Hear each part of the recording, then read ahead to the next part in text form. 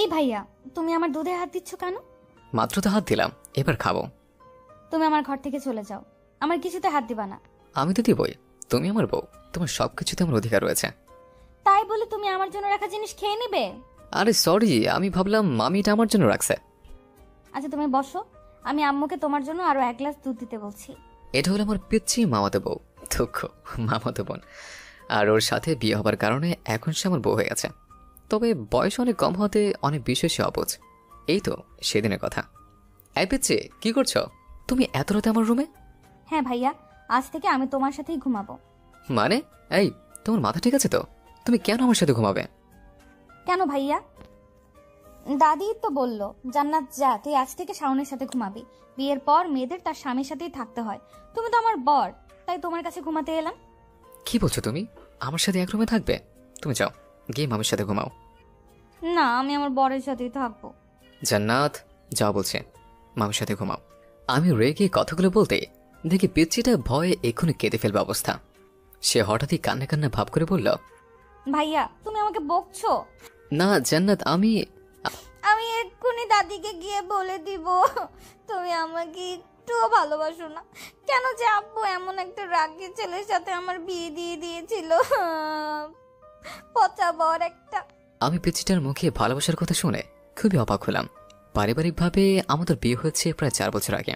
এখন তার বয়স হয়েছে মাত্র 11, সবে ক্লাস 6-এ পড়ে। আর এখনই বলছে আমি তাকে একটু ভালোবাসি না। নিশ্চয়ই ওই বুড়িটা আমার ছোট্ট বউটাকে বিয়ের মানে বোঝাচ্ছে। এরপর তো স্বামী স্ত্রীর মধ্যকার সম্পর্কটা বুঝিয়ে দিবে। তখন জান্নাত আমার কাছে এসে স্বামীর আদর পেতে চাইবে। কিন্তু যেটা যে সম্ভব না, আমার বউ যে এখনো অনেকটা ছোট। বুড়ি দাঁড়াও, তোমায় কাজ শেখাচ্ছে স্বামী স্ত্রীর সম্পর্কে কাকে বলে। এদিকে জান্নাত কাঁদতে কাঁদতে বাচ্চাদের মতো চোখ মুখ উল্টে ফেলেছে, যেন মনে হচ্ছে 3-4 বছরের বাচ্চা মেয়ে। সেভাবেই ভ্যা ভ্যা করে কাচ্ছে। এতে আমার খুবই হাসি পাচ্ছে। তবু পিচ্ছি বুড়িটা আরো বেশি কান্না করবে ভেবে না হেসে তার হাত ধরে টেনে আমার কাছে নিয়ে এলাম। তারপর তাকে আমার কোলে বসিয়ে 2 হাতে আলতো করে চেপে ধরলাম। এই আমার পিচ্ছি বউ, এইভাবে কাছো কেন? আমি তোমাকে বউকে নিশো না, শুধু বলতে চেয়েছে তুমি এখনো অনেক পিচ্ছে, তাই বড় হলে আমার সাথে থেকো। আচ্ছা ঠিক আছে, যাও, তুমি আজ থেকে আমার সাথে থাকবে। আজ জান্নাতকে আমার সাথে থাকতে বলে আমার পিচ্ছি বউটা খুশিতে একদম গদগদ হয়ে গেল। সত্যি তো? তাহলে তুমি আর আমাকে বকবে না? হ্যাঁ সত্যি, আর বকবো না আমার জানটাকে। চলো এখন অনেক রাত হয়েছে, ঘুমাই। এই ভাইয়া, আমাকে তোমার বুকে ঘুমাতে দিবে? জান্নাত ভাইয়া বলতে আমি রেগে আগুন হয়ে গেলাম। না দিব না, যাও বালিশে ঘুমাও। কেন দিবে না? যাও, আমি আজ ঘুমাবোই না। তুমি সব সময় আমাকে বকো। এ বলে পিচ্ছিটা আবারও মুখ গোমরা করে বিছানার এক কোণে গিয়ে বসলো। আমাকে ভাইয়া টাকায় ওর উপর রেগে কিছু না বলে চুপচাপ লাইট অফ করে শুয়ে পড়লাম। কিছুক্ষণ পর মৃদু স্বরে কারো কান্নার আওয়াজ কানে আসতে লাফ মেরে উঠে বসলাম। আমার রুমে কান্নার আওয়াজ আসবে কোত্থেকে?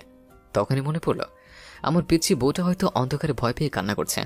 সে যে অন্ধকারে অনেক বেশি ভয় পায়, একদম ভীতু বউ আমার। এদিকে আমি জেগে আছে এটা বুঝতে পেরে জান্নাত কান্না স্টপ করতে চেয়েও ব্যর্থ হয়ে অবশেষে হেঁচকি তুলছে। তার জন্য মনের ভেতর এক অদ্ভুত মায়া কাজ করছে। অন্ধকারে থাকা অবস্থায় তার হাত ধরে টেনে আমার কাছে নিয়ে আসলাম। তারপর আমার বুকে শুয়ে শক্ত করে জড়িয়ে ধরতে জান্নাত একদম চুপ হয়ে গেল। সে হয়তো এটাই চাচ্ছিল। তাকে কিছু বলতে গিয়েও না বলে তার কপালে ভালোবাসার পরশ এঁকে দিলাম। এরপর সে তার শরীরের সমস্ত শক্তি দিয়ে আমাকে আঁকড়ে ধরল। আজ খুব তাড়াতাড়ি ঘুম ভেঙে গেল। চোখটা খুলতে আমার মিষ্টি পরীটাকে দেখলাম। সে খুব নিশ্চিন্তে ঘুমাচ্ছে। ভোরের এই মৃদু আলোয় তাকে দেখতে খুবই মায়াবী লাগছে। আমি মুগ্ধ হয়ে তার দিকে তাকিয়ে আছে। কিছুক্ষণ পর জান্নাতের ঘুম ভাঙতে আমার চোখের দিকে একবার তাকিয়ে লজ্জায় চোখ নামিয়ে নিল। আমি তার এমন চাহনি দেখে মৃদু হাসলাম। তারপর তাকে নিচে ফেলে দুগালে হাত রেখে বললাম, পিচ্ছি ঘুমাচ্ছে তোমার? ভাইয়া। ওকে, এখন যাও গিয়ে ফ্রেশ হও। আচ্ছা ঠিক আছে ভাইয়া, একটা রিকোয়েস্ট রাখবে? জান্নাত বাচ্চাদের মতো মুখ করে কথাটা বলল। আরে ধুর, সে তো কোনো বাচ্চাই, তাহলে বাচ্চাদের মতোই তো বলবে তাই না? হ্যাঁ বউ বলো, তোমার কি রিকোয়েস্ট? ভাইয়া, তুমি আমাকে তোমার বাইকে করে স্কুলে রেখে আসবে প্লিজ? ওকে, নিয়ে যেতে পারি। তাহলে একটা চুমু দাও। তার মুখের কাছে ডানগাল এগিয়ে চুমু দিতে বলতে জান্নাত লজ্জা পাচ্ছে। তারপর মুচকি এসে আমার গালে চুমু খেল। তার সাথে দুষ্টুমি আর ভালোবাসার খুনছুটিতে একটা বছর কেটে গেল। এখন জান্নাত 7-এ আর আমি অনার্স প্রথম বর্ষে পড়ি। একদিন ভার্সিটি থেকে বাসায় ফিরতে জান্নাত আমার রুমে এসে কেমন করে যেন তাকিয়ে তারপর বেরিয়ে যাচ্ছিল। আমি আচমকায় তাকে হ্যাঁচকা টান মেরে আমার পাশে দাঁড় করিয়ে বললাম, কি হয়েছে জান্নাত? তুমি আমার কাছে এসে কিছুই না বলে চলে যাচ্ছ? না এমনি, আম্মু পানি আনতে বলেছিল তাই চলে যাচ্ছিলাম। এমনিতে তো যত কাছে থাক, কোনোদিন তুমি এমন করো না। আমি ফিরলে তুমি আমাকে জড়িয়ে ধরে বসে থাকো। ড্রেস চেঞ্জ করতে চাইলেও যেতে দাও না। আচ্ছা, আমার পিচ্ছিটার কি মন খারাপ? না আসলে আমি আর তোমার সঙ্গে থাকতে চাই না। মানে এই জান্নাত, তুমি সব কি বলছো? তুমি আমার সাথে থাকতে চাও না?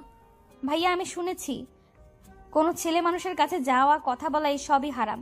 আমি তো ছোট থেকেই পর্দা করি, শুধু তোমার সামনে এইভাবে আসতাম। সরি ভাইয়া, আমি আর তোমার সাথে থাকতে পারবো না। ভালো থেকো ভাইয়া। কিন্তু জান্নাত, আমি তো তোমার... জান্নাত আমাকে কিছু বলার সুযোগ না দিয়ে দৌড়ে রুম থেকে বেরিয়ে গেল। ও শিট, আমি পিচ্ছিটাকে নিয়ে যে কি করি? পিচ্ছি তোর কি বলছে? বউ তার স্বামীর সামনে আসতে পারবে না, তার সাথে কথা বলতে পারবে না? নিশ্চয়ই আমার অবুঝ বউটা কি ওর কোনো শাকচুনি বান্ধবী এসব উল্টাপাল্টা বুঝিয়েছে। প্রায় 1.5 ঘন্টা হলো বিছানায় শুয়ে গড়াগড়ি খাচ্ছে, কিন্তু ঘুম পাড়ানি খালা ফুফুরা কিছুতেই আসছে না। তাই নিরুপায় হয়ে মোবাইল হাতে বালিশ হেলান দিয়ে শুয়ে আছে। রাত 12টার দিকে হঠাৎ দরজায় কে যেন টোকা দিচ্ছে। নিশ্চয়ই এটা জান্নাত হবে। দাঁড়াও পিচ্ছি, আমার চোখের ঘুম হারাম করে এখন আবার ডিস্টার্ব করতে এসেছ? তোমাকে আমি খুব ভালোবাসবো। এইভাবে ফোনটা ছুরি ফেলে দ্রুত দরজাটা খুলে দেখে সত্যি জান্নাত রুমের সামনে দাঁড়িয়ে আছে। তাকে কিছু বলার সুযোগ না দিয়ে রুমে নিয়ে এসে হাত দুটো দেওয়ালের সাথে চেপে ধরলাম। জান্নাত ভয়ে নিচের দিকে তাকিয়ে আছে। এই কি হচ্ছে এসব? কি হচ্ছে? এই যে তুমি নাকি আমার সাথে থাকতে পারবে না? না মানে সরি, আসলে আমি বুঝতে পারিনি। জান্নাত আমার দিকে তাকিয়ে কথাগুলো বলে আবার ভয়ে চোখ নামিয়ে নিল। আমি মুচকে এসে তাকে শক্ত করে জড়িয়ে ধরলাম। তো বউ, এটা বলো, তুমি আসলে কি বুঝতে পারো নি? এদিকে আমাকে হাসি মুখে দেখে জান্নাতের সমস্ত ভয় যেন নিমিষে শেষ হয়ে গেল। সে আমার গলা জড়িয়ে ধরে মুখে বুকে মাথা রেখে বলল, সরি, আর এমন হবে না। আমি সেভাবে না জেনেই বলে ফেলেছি। তুমি আমার স্বামী, আর নিজের জামাইয়ের সাথে থাকলে তো কোনো গুনাহ হয় না, বলো? এই তুমি কি সত্যি আমার জান্নাত? আমার কেমন যেন সন্দেহ হচ্ছে। আমার বউ তো পিচ্ছে একটা কিউট পড়ে, সে স্বামী স্ত্রীর সম্পর্কের কিছুই বোঝে না। তাই বললে আমার সাথে নাকি থাকবে না, কথা বলবে না, এমনকি আমার সামনে পর্যন্ত আসবে না। আচ্ছা সত্যি করে বলো তো, তুমি কোনো ভূতনি নাকি আমার জান্নাতের রূপ নিয়ে এসেছ? এই দুষ্টু বর, ভালো হচ্ছে না কিন্তু। কি ভালো হচ্ছে না? আমি তোর মুখের কাছে মুখ রেখে কথাটা বলতেই জান্নাত বলল, আমি স্বামী স্ত্রী সম্পর্কে সব জানি। আমাকে একদম ভূতনি বলবে না। আমি শুধু তোমার গিন্নি, বুঝেছো? হ্যাঁ বুঝেছে। তারপর হুট করে জান্নাতকে কোলে তুলে নিয়ে কপালে একটা ভালোবাসার পরশেকে দিয়ে বললাম, আচ্ছা বউ, তুমি যখন সবটাই বুঝো তাহলে চলো ওটা করি। এই বলে তার নাকে নাক ঘষলাম। জান্নাত লজ্জা পেয়ে আমার মুখের উপর তার হাতের একটি আঙুল রেখে মৃদু স্বরে বলল, তাহলে কিছুই হবে না। আমি এখন তোমার পিচ্চি বউ, ঠিক আছে? প্লিজ এই পিচ্চিটাকে প্রস্তুত হতে আরো কিছুদিন সময় দাও। আমি তার কথায় হাসতে হাসতে জান্নাতকে শুয়ে শক্ত করে জড়িয়ে ধরে কানে কানে ফিসফিসিয়ে বললাম, ঠিক আছে আমার পিচ্ছি শোনা, এখন ঘুমিয়ে পড়ো, অনেক রাত হয়েছে। তোমার সাথে ঘুম পাড়ানি খালা ফুপুরও চলে গিয়েছিল। এই বলে আস্তে করে দু চোখ বন্ধ করে নিলাম। জান্নাত মুচকে এসে আমার কপালে চুমু খেয়ে আলতো করে জড়িয়ে ধরল। নতুন গল্প পেতে পেজটি ফলো করুন।